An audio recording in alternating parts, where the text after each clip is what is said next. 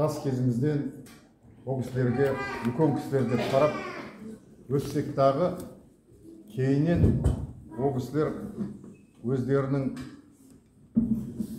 бір сый құрметін, артындағы бауыр деп құрметтеуін ерекше білдіре білген жандар.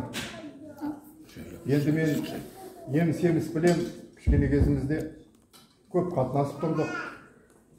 Тал-талда тұрған кезде жал-жал құм есімде, ауылдың жанында көл есімде. Одан соң негізінен Садовойда тұрғанда анау Антоновкіден Садовойға көп жағдайда автобус Сарқаннан шыққанмен дағы негізгі жол Антоннан басталатын еді ғой. Автобустар келіп жүрмей қалып, сонда жақсы көргендігімізден, сағынғандығымыздан Антоновкіден жаяу Садовойға шығып кететіміз ғой. Жолда біреулер алса алды, алмаса жаяулатып 28 километр. Кейде 28 шақырмаса? 28. Кейде әйтеуір Бесолдың поворотына дейін алып кетеме. Анау сойылдағып жатқан судан Теректі. Гүлнұр екеуіміз мысал үшін аяғымызды шешіп жіберіп, жаңа аяқты өтіп үйге келген кездеріміз болған. Оның барлығы ой алыста жатыр ғой, бір бұрышта жатыр ғой, автобус жүрмей қалады ғой деместен, сағынғандықтан, жақсы көргендіктен ештеңе қарамай бір-бірімізге барып араласып жүргенді өзіміз бір үлкен жағдай есептейтінбіз. Әрине сөйтіп араласып, құраласып болып жақын жүргендіктен ол кісілердің балалары да өте жақын болды. Сыйлап біздерді құрметтеп жүрді. Енді бір тойларын, қызық қуаныштарын бірге өткіздік. Ағамыз болатын болса, бір уақыты болғанда мен жастаумын, біздің үйге келіп, әке мен шешеме шөбін шауысып беріп, сөйтіп қамқор болып жүретін. Енді кейінгі жылдары өзінің бізге деген бір сүйіспеншілігін, құрметін ағамыз ерекше білдіріп жүретін. Енді басқа біреу болса, қойш, оны мен айтып не қылам дер еді, ол кісі болатын болса маған айтатын. Ой, сен келе жатыр дегеннен далаға шығып, көшеде таң атқанын бері қарата күтіп жүрмін ғой дейтін. Ол әркім қолдан келе бермейді.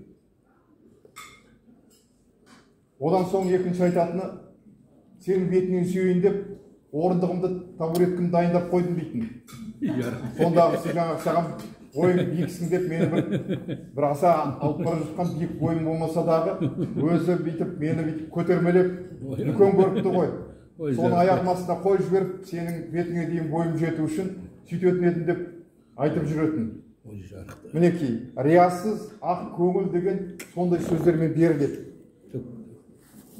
Өйтіп алдыңда қалбалаңдап, бәр жүрек жарды сөзін айтып, ықыласын білдіріп жүрген ағаңды қалай жақсы көрмейсің? Әрине жақсы көрдік. Енді әпкеміздің жөні бір бөлек. Қанша Сейд Ахметова болса дағы, Қожабек. Қанымыз тартып, бір рет есімде студент кезде барып, сәлем беріп, мына балалар біледі ғой, Рая дейтін Садовойда бір жақсы подругасы болатын еді. Сол кісі екеуі түнмен отмечать етті ғой. Бауырым келді, бауырым мені іздеп келді деп. Сонда бірінші рет кеп тұрған жоқ қой, талай барып жүрміз. Сонда мен таңғалғам. Мен үшін бір кезекті бару сияқты сәлем беріп, ол кісі оны үлкен событие көріп жатқан. Мінекей, сондай бауырына дейтін жаңағы сүйіспеншілігі, сондай өздерінің істерімен көрініп жататын.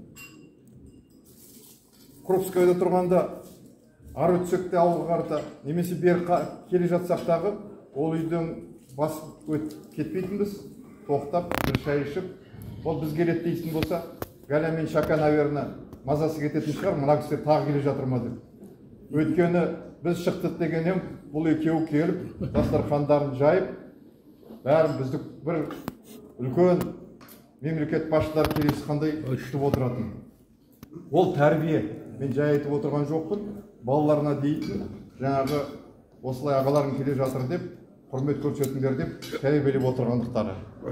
Сонда ағамыз айтатын еді дастархан басында. Өй, бауырың келіп жатқан кезде енді бір 50 грамм қимайсың ба деп. Міне, қалжыңдасып, әңгімелесіп сөйтіп жүретін. Енді аз жасады деп айта алмаймыз. Ешкім әкесінде, шешесінде, алдындағы үлкен ағалары мен әпкелерінде қимайды.